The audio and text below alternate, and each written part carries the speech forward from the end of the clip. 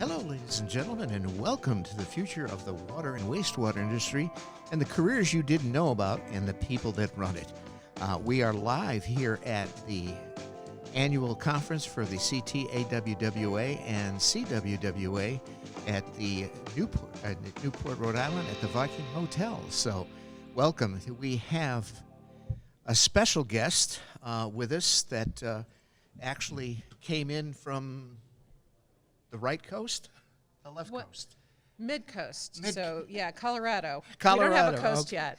Yes, ladies and gentlemen, we have Miss Melissa Elliot, who is actually the immediate past chair of AWWA. So she's up there on the food chain. So, hi, Melissa. Thank you for coming. It's great to be here. Awesome. Thank you. Awesome. Well, everybody is there's. It's good to see people in person again.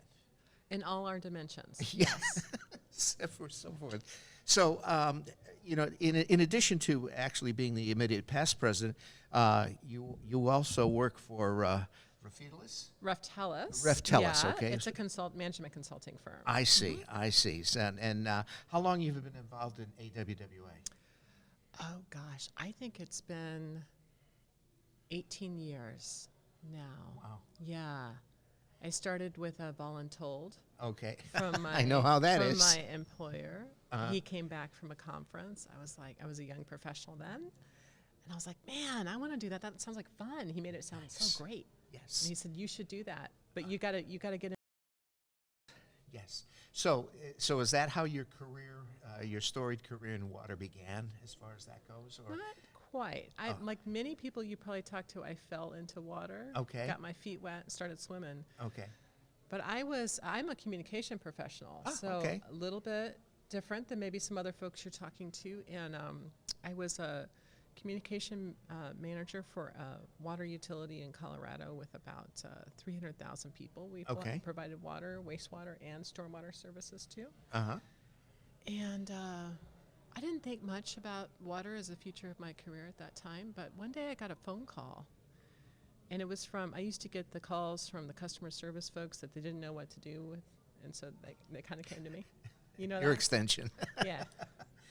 And it was from a principal of an elementary school in our city, and she was telling me about this second grader she had in class that he had hygiene problems, he had all these challenges, and his peers weren't treating him very nice, and I'm like, why am I getting this call? Oh, boy. And at the time, I had a second grader at home. I had my own second grader. Okay. And I'm like, hey, yeah, my kid smells too. Yeah. Sometimes. Yeah, Kind of got to the point. The problem was this little kid didn't have any water in his house. Wow. And the water had been turned off on my water utility. Oh. And the really scary thing is it had been months. I think it had been like 6 months. Oh, my gosh. And she started telling me about, mom had been taking the kiddo to the 7-Eleven in the corner. That's where the bathroom was. Okay. They were sponge bathing. They were drinking bottled water. Yeah. And she's like, can we get the water turned on? And those of us that work for water utilities know we do sometimes turn water off for non-payment. Sure, yeah. And I went down and I checked, and it was a bill of $75. And this was a family that they were an immigrant family, and so they didn't truly trust our government. Okay. And they didn't know what to do. Okay. So we got the water turned on that day. And I made sure there was a note on the account that would not happen and to contact me. Because I didn't want to call like that again. It broke my heart. And what made my water story is how essential we are. Like until that point, I didn't realize how much of a difference we make in people's days. I mean, we just turn on the faucet, we go about our day. Yep. Hot on the left, cold on the right, Well, what a difference. Friday, what a difference in that little kiddo's life. Absolutely. Having water in his house. Wow, made. that's a huge story. And I think from that standpoint, people take for granted so much. For that, open that faucet and clean water comes out, but they don't realize what goes behind that. As far as the personnel, the water quality regulations, and all of the people that make that happen. Yeah. And it's huge. And as you know, my mantra in creating this podcast is that not only our industry but many other industries, the workforces are aging. Okay. Oh my gosh, yeah.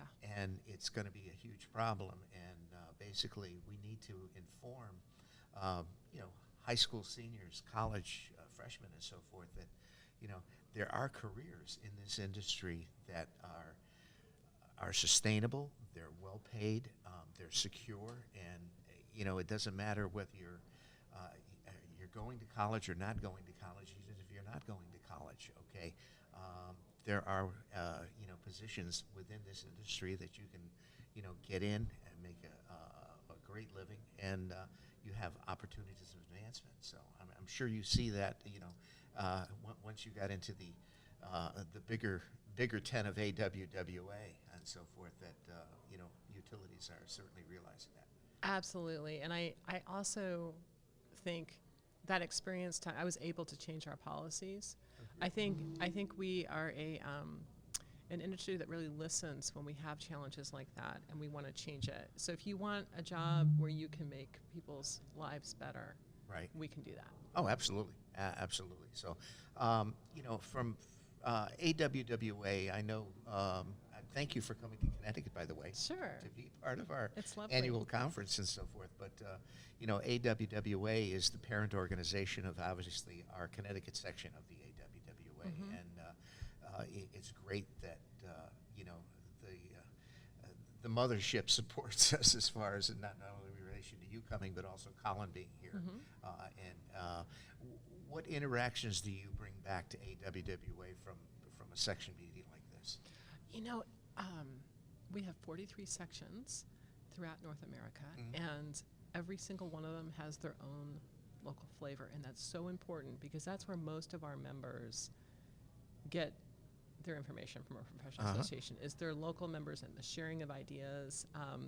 But what we do when we go out to our sections is we're really listening for what's happening. What issues are really important? Mm-hmm.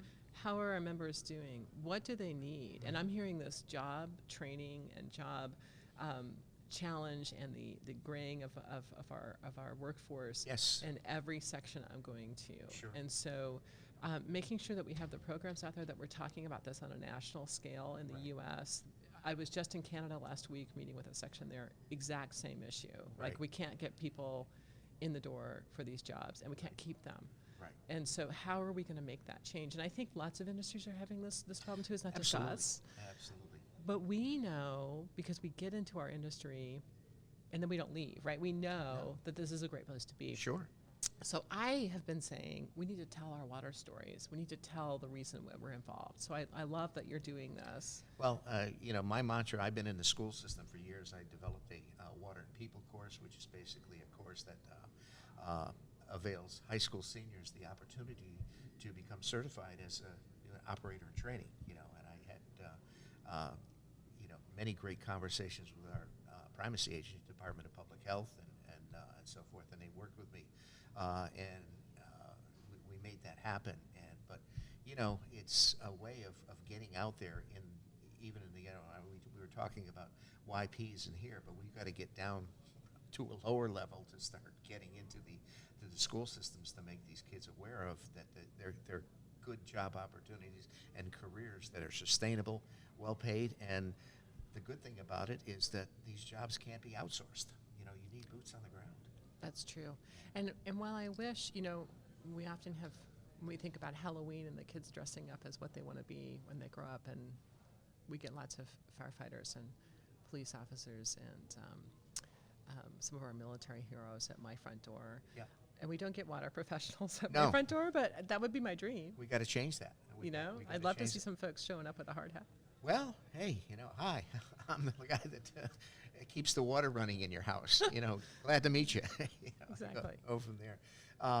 You know, as you, again, on a personal side, you know, what do you like to do for hobbies? Oh, gosh. So I live in the mountains of Colorado. I live at 9,200 feet elevation. Okay. So it's May that I'm talking to you, and we still have snow. In fact, we had about a foot of snow last week. So we do. I do a little skiing. I love to hike. Anything being out and outdoors is important to me. So and you know, our water connection is so strong where I come from in the state of Colorado. From my deck, I can see the reservoir that supplies all of the city of Denver. Nice. So we're very interconnected to the environment, as you know, in the Okay. water industry, and that's when I'm able to hike around in our watersheds, I Uh-huh. think about that. Sure. Now, are basically the water supplies primarily surface water, or are they groundwater out there? There it are mixed? some smaller cities that rely on groundwater, but that's a declining resource in Colorado, Okay. unfortunately. So surface water is a more sustainable way to go, and of course it's the snow melt in the Rockies. Sure. And climate change is going to be a huge issue for us. It's affecting everybody. It's not. Your temperatures are ping-ponging up and down, and these extreme weather events, whether it be floods, whether it be snow, or whether it be earthquakes or tornadoes. My God, it's something that Wildfires are a huge issue. In fact, the home that I live in, we were evacuated last September for a wildfire that was just within a quarter mile of our home, and that is a watershed that supplies that city that we live in. So, Sure. So really scary stuff, and we need to be paying attention to it and thinking about our policies and how Right. we live Right. on our earth for sure. Right. Now, your path to AWWA was it your employer that voluntold you to do that? Absolutely. Okay. I wanted to go to a conference, and I was told, hey, great, you got to start by working in your section on a committee. Okay. And also, hey, you need to submit an abstract to speak. And Okay. so I did. Uh-huh. And my first big conference was in Toronto, Okay. Canada, which is like very exciting to me as Yeah. a younger person. And it just got in my blood. The people in the water sector are truly amazing Yes. human beings. We're really great about sharing information and being welcoming. But we are a little bit hard to get to know, I Yes. think. Yes. And so that's been kind of a little bit of our challenge in getting Sure. people into our involvement. But yeah, it just grew from there. I got very involved in my section, then went on to volunteer at the association level, which for your listeners is more on the North American level through a council. And I was on the board once, and then I got off, and I was like, I really love doing this. I think I'm going to run for president of the association. And I did, and I won, and it was pretty exciting. Awesome. But it wasn't without support from my employer, Sure. That because makes it's a big time commitment, and they were like, yeah, you should do this. Yeah, well, I was kind of the same way with, we're a very small utility in right 20 minutes south of Hartford, and we're a municipality. We've only got 2,300 customers, but my forte and so forth back in the day was water conservation. I worked with quite closely. I don't know if you know Marianne Dickinson from. I do know Marianne Okay, Dickinson. Marianne and I. Well, she was originally from Connecticut and so forth, and we've worked on many programs together. And she's spoken at my conferences. I've spoken at her conferences. But like you say, the water community is very small, but they're very passionate on what they do as far as that goes. So. Yeah, and I think if you're a person that's looking for a place to grow roots, the water industry is it, and you can work anywhere you want to. Oh, absolutely. The other thing, so that was my whole premise when I developed this podcast. Is to start getting an awareness out there, not only for the younger people, but people that maybe haven't found their way in what they want to do. So basically, I've been just cranking out these podcasts about the people that I've come in contact, colleagues, and then just telling their water story, how they did, what they did, and what they do, and it's been quite enlightening. And I'd love to, when you go back, if somehow we can get a link for our podcast on your guys' website, that would be awesome. Absolutely. I think, they probably know about you, but I will make sure that the communications folks at AWWA know about this, because we can surely promote it there. And then I happen to do the marketing for my own firm, Raftella, so we'd be happy to get you out on LinkedIn and that kind of thing as well. That's fantastic. The plan for this year, this is it's been going so well. We're up, I think, to episode 18 that has been released. I've got about 5 more in the can that I release them weekly and so forth. But going forward, I've been in the industry.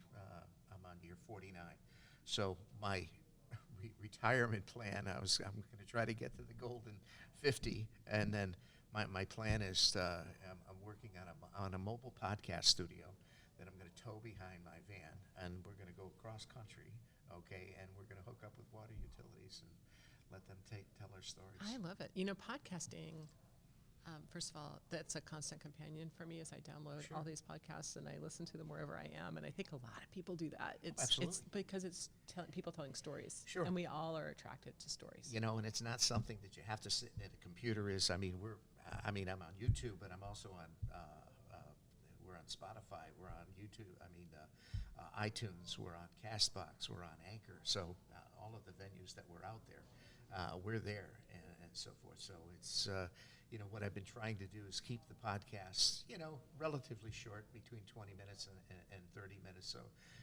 people know, I don't want to commit an hour or whatever, but it's a way of getting that story out there and getting that told. So yeah. And if you're listening to us on 1.5 times, we get that. Yes. That's okay. You can cram in more podcasts that way. Yes, that's right. You click, and that's a click, to go from there. So, what's your favorite food? We're gonna.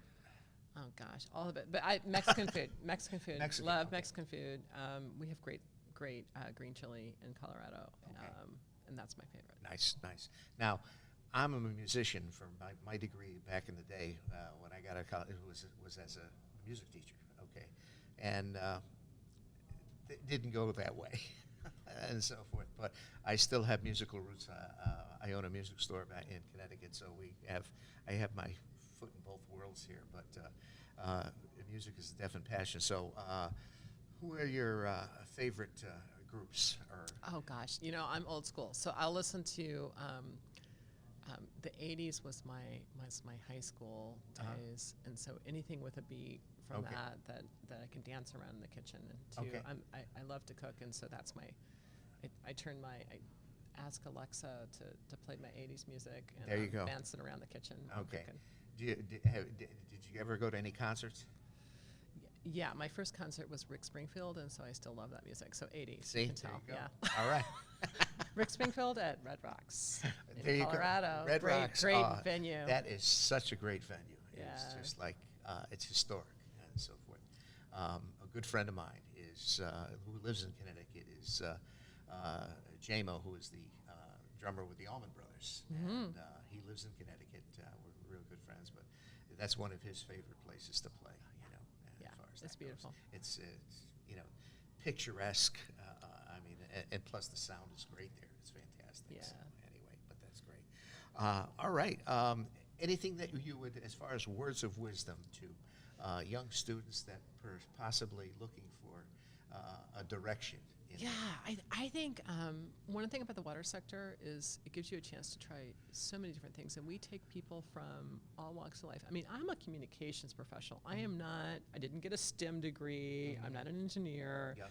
I don't, but I tell those people stories. And so even folks with a communications or customer service or people-oriented, you want to get out there and work with customers. This is a place for you as well. Opportunities are limitless in our sector. The other thing that has changed drastically since I got in, and I'm sure you, but social media now plays such an important role. In our it industry. is kind of, and I will admit, because we are a humble but proud group of people in our sector, we haven't always told our stories as much as we need to, and so. Nor have we really glommed on to having public relations people work in our industry. Right. That's still a bit of a rarity. Uh-huh. And so, I fill that role a lot in my consulting work for utilities. And we need to be telling our stories, not just to get people to work for us, but I think the good work that we do. I think Rockefeller said it. Next to doing the right thing, which we're really good at doing the right thing in our industry. The second most important thing is telling people you're doing the right thing. And I think today, more than ever, we have to tell people we're doing the right thing because we have a public trust issue in our world. There is nothing wrong in patting yourself on the back. That's... right, or just explaining it to people. And why that all of this stuff Yeah. happens. Yeah, really good. So fantastic. Well, thank you so much for taking time. You're very welcome. I sitting appreciate down. the offer. Yes, Miss Melissa Elliot is in the house, ladies and gentlemen, and she is the immediate past president of AWWA, and I was fortunate enough to have her sit down and tell her story, and thank you so much. I'm glad that our associations brought us together. Awesome. Thank you so much, Melissa. Hey, ladies and gentlemen, that concludes this episode of the future of the water and wastewater industry and the careers you didn't know about and the people that run them. And this is a lady that is one of the people that makes it all work. So thank you so much, Melissa, and stay tuned for our next follow. I think we're going to try to get Colin in here next time. So go from there. So until next time, thank you so much. Bye-bye.